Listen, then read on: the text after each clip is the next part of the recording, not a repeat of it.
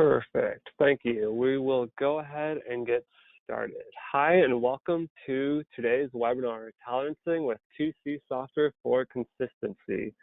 Presenting today is Mark Gunlock, a Solutions Architect at X-Rite Pantone. I'm Robert Grotans, the Global Digital Learning Manager, and I'll be moderating today's webinar. A few things to go over before we get started. Just to let everyone know, the presentation portion of today's webinar is pre-recorded. However, we do have Mark here on the phone with us, and he'll have some time to answer your questions at the end of the presentation. So if you do have any questions, please use the questions function on the GoToWebinar panel, and we will take some of those at the end. I should also note, audio for the presentation will play through your computer speakers. So if you have trouble hearing it, please check your computer's volume settings. Finally, this webinar, along with Q&A, will be recorded, and you receive a link so that you can review your webinar at your convenience. So with that, I will get things started. To tolerancing with QC software for consistency. So color tolerancing can be done in a number of different ways. The big key is that we get visual agreement. So are we actually seeing in our software the same things that we're seeing visually with a physical observer? So why not just use visual standards and such to be able to do this evaluation? Well, check this out. In this case, is the A and the B, are they the same color? Do they look the same? A lot of people would say they're very different. Well, in fact, to connect these, you can kind of see how they're the same, but it's really tough. Let's mask that out. And here we can see they're actually exactly the same. But because of the surroundings, our eyes are fooled. Come back there, you can even see it it's hard to see if they look the same.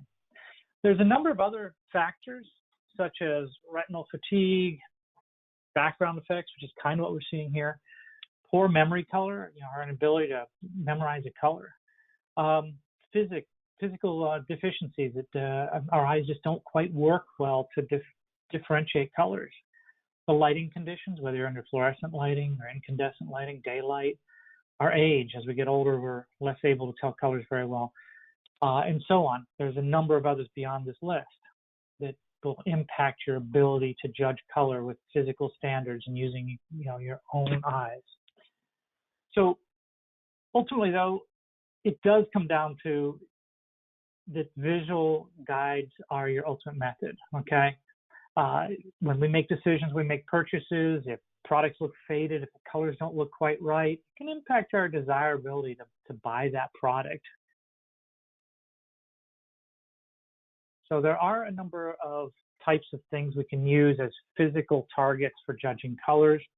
Some of these range from, in production, we might use sample or print like drawdowns, or examples like this here you see on the left here.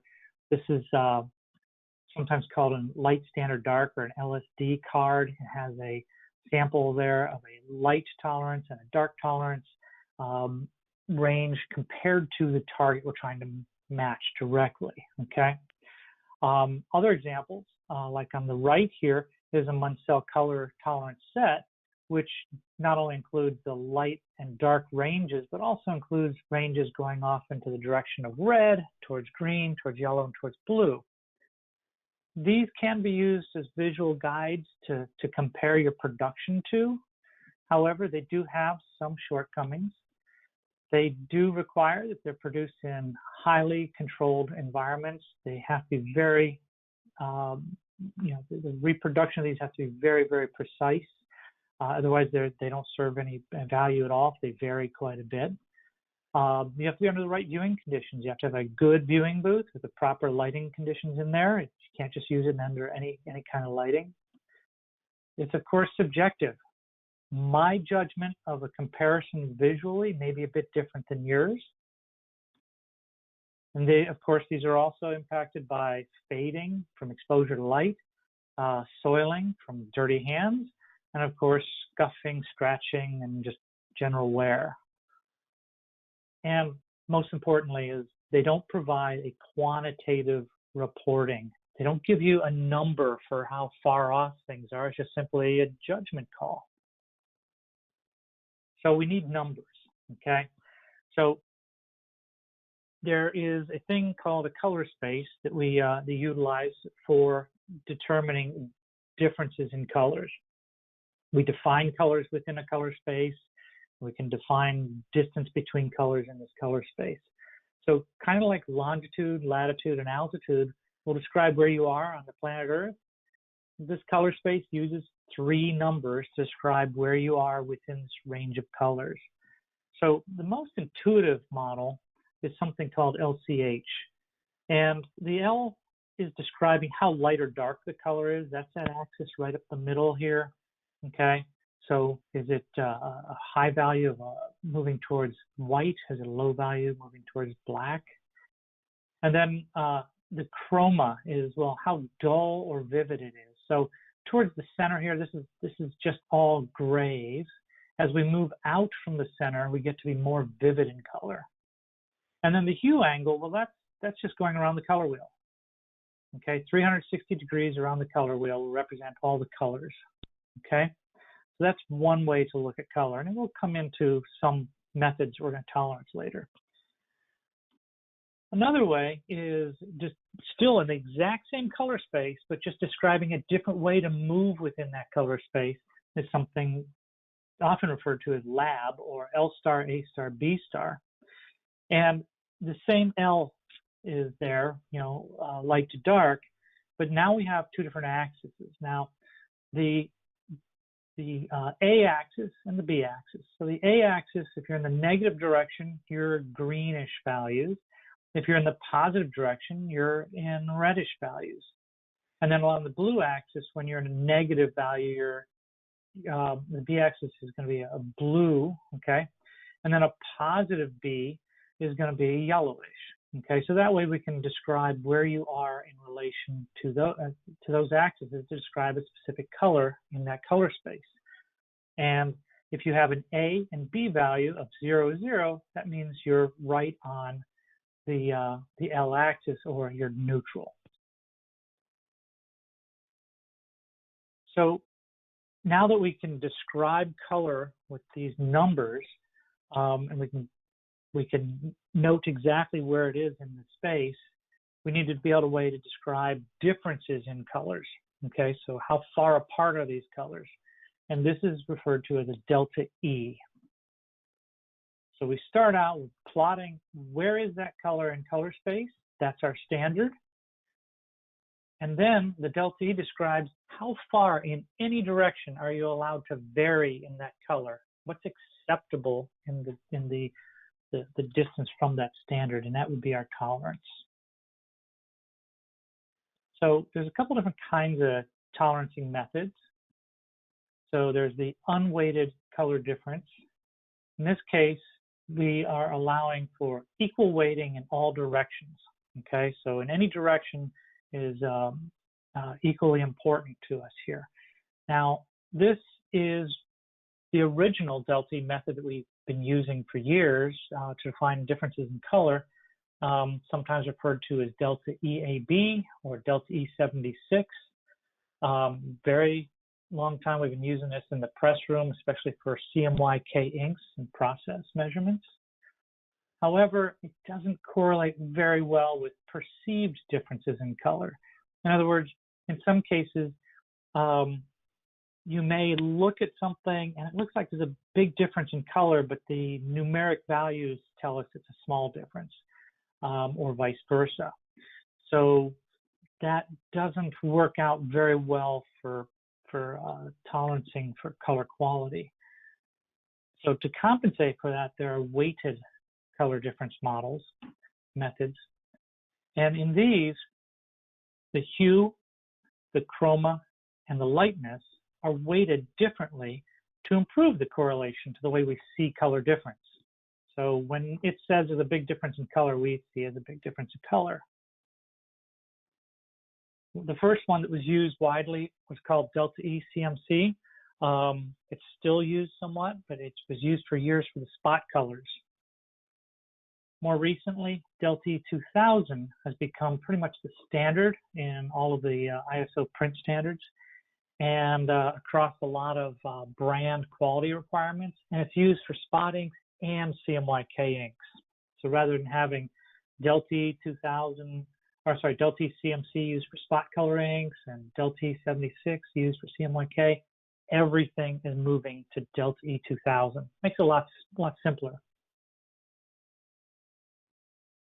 Now, these two weighted methods work like this. First of all, they're weighted based on their location in color space, okay? So, and the hue is prioritized, okay? So we create these ellipsoids here, okay? Hue is much more important than the chroma or the lightness, okay? So we allow the color to move more in chroma and lightness, but we don't allow it to move as much in hue.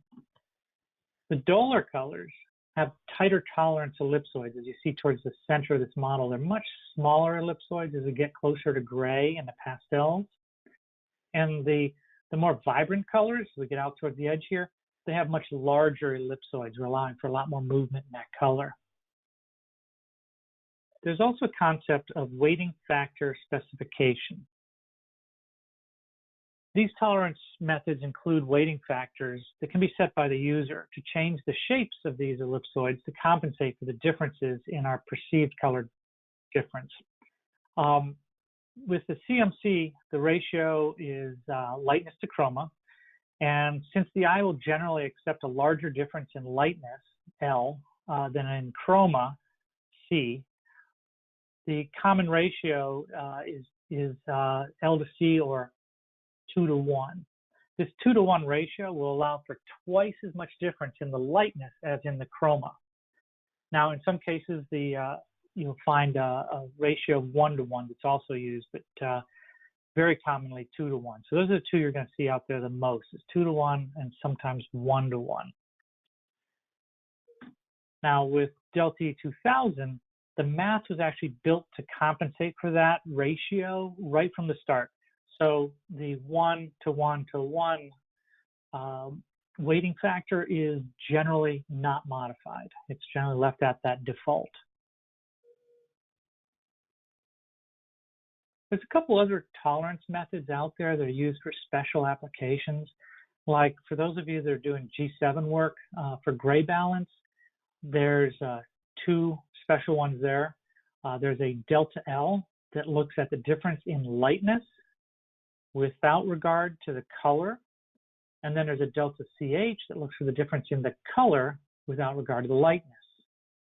And then for flexographic ink validation, due to the wide variety of printing inks and the substrates we're printing on, the various properties that the inks have to have for different kinds of applications, whether it's for food product or scuff resistance or fade resistance, real big concern there is trying to match that hue angle of the ink color. So in special cases, the ISO specification speaks about matching a target ink color hue under a defined delta H sub AB. So we're just looking at the hue angle of that ink and trying to match it to some standard hue angle. So what methods should you use? Got so many out there, okay? So what really boils down to is this. First of all, whatever it is, you always have to communicate both the tolerancing method and the weighting factor, okay? If you're not communicating all that, you're going to get some disconnects in how you're communicating color, and you may get pass and fail that are different than what your print buyer is looking at, or vice versa, okay? So you need to make sure that whatever it is, you notate that in your documentation and communicate that to all parties concerned, okay? Now, unless you're otherwise directed by your print buyer, make sure you follow the standards of Delta 2000 111, all right? That's where everybody is moving. That's where, again, all the ISO standards are there, and most customers, most print buyers are looking to move to that direction. So that's where you should go if there's nothing else that's been defined there. if the customer does request another method and weighting factor, make sure everybody's using the same. Now, what tolerances should you use? Not just the method, but what should I be looking for? Delta E of 1? Will that be ideal, or 2? We have to be realistic. This is an agreement between the buyer and the print supplier. This is based on process capability. What can we expect a process to be able to hold? Some printing processes are more consistent than others. So as an example, many offset printing suppliers use tolerances like this, and this is very, very common. So they'll have Delta E 2000, 1 to 1 to 1, as we described earlier. The CMY inks will have a tolerance of up to 3.5 Delta E. The black is a little bit more on there, it's up to 5. And then spot inks are going to be a little bit tighter, closer to under 2 Delta E. For some other print conditions, they may require a little bit larger tolerances. So you may, in fact, start out with something close to what those offset tolerances are. And those are used across other different kinds of print conditions. But you may find that the type of printing you're doing, maybe it has to do with the type of substrate you're printing on, or the nature of the printing press, or other variables go into that printing process that cause for more variability in that production. And if that's the case, oftentimes what will be done is testing will be done where you do like statistical assessment on production using models like X-bar R charts. A lot of statisticians know about this kind of stuff. But you're trying to find out what kind of control can you hold on that press, and you look at the data that's measured, and then you evaluate it and you look at if there are things that are out of control at certain points in this graph.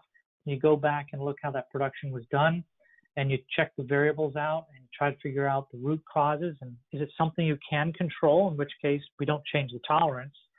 Or is it something that's just the nature of the process and you can't control that, in which case you may have to widen the tolerance to accommodate that behavior of a well-controlled press, just has that natural tendency to vary a certain amount. So you may need to do some of that work to figure out your best tolerance target values. So let's take a look. So what would, when things go wrong? So if I pass on my tolerance, but the customer still rejects it, what can I do? Well, first of all, you need to make sure that you're all looking at everything the same way. You have the same parameters when you're assessing. So the lighting and illuminance specifications in the print industry are all specified to D50. If you've got people viewing physical standards under other lighting conditions, or if their instruments are set up for something other than D50, you're not going to have matching results. You need to make sure that the software is configured with the same settings across all your software and hardware. That's one of the most common things we hear at X-Rite hear about is when people complain about mismatched values between software or devices. As we get into it and look at it, it turns out someone's got something set to a different color setting, like D50 versus D65, or things like that. We want to make sure that we're using the same type of instrument geometry. A handheld Exact has very different internal geometry than a handheld benchtop or sphere device.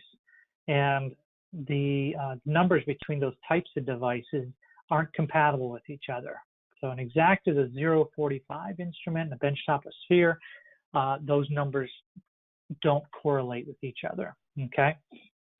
Also, keep in mind that substrates like non-opaque materials, whether it's papers or films, they'll allow backing material to show through. So if I measure on a white backer and you measure on a black one, we're going to get different numbers because of the backer showing through that material.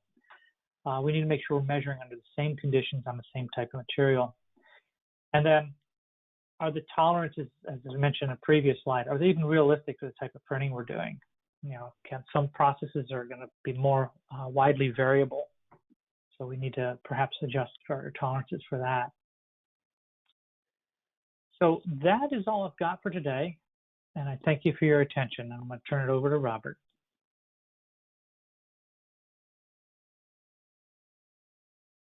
Okay, so we do have some time for questions now. If you have any questions that you'd like us to go over, feel free to submit those now, and I will read those out loud and we can have Mark answer them. I will give you some time to submit those. And while we wait for questions to come in, I know this is a quick high-level overview, but if you are interested in talking to someone or learning more, I will pop up a polling question.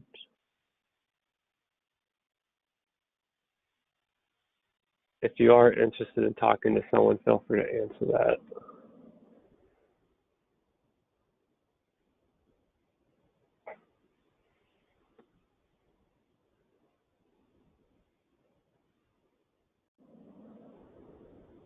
I see one question that just came in here. Mark, this might be a curveball for you, but I'm throwing it at you. Right. You mainly spoke about inks and printing, but would the concepts you're talking about apply to textiles as well? Absolutely. Yeah. So most everything we talked about in this session would also apply to textiles, as well as paints and plastics and a lot of materials. The industry standards, however, for those different materials would be different. Often those other materials are going to be measured with a sphere-based instrument as opposed to a 045 that I mentioned, that's used very much in print. And the illuminant and observer angle are different. They use D65 10 degree versus the D50 2 degree that we use in print. But other than those differences, most of the other concepts would apply to measuring color on other types of products. Perfect. I'll give it about 30 more seconds to see if we get any more questions to come in for today.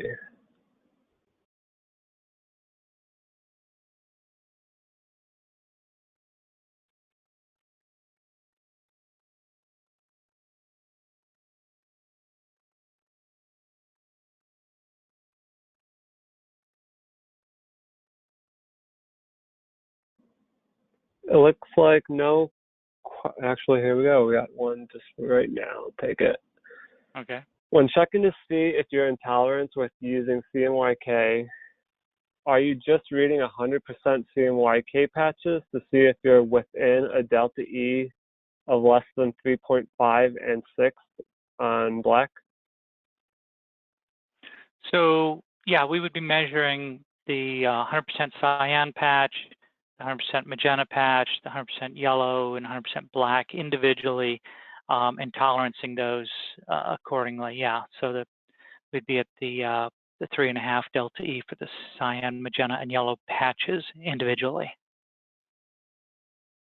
Is DE00 the same as DE2000 on my CI6X?